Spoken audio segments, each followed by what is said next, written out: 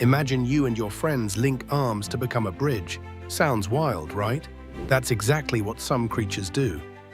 When they need to cross a gap or a stream, they lock together, forming a living, moving bridge out of their own bodies. Each tiny teammate holds on tight, while others crawl across. If the bridge needs to move, the whole group shifts, like a wiggly, self-building rope.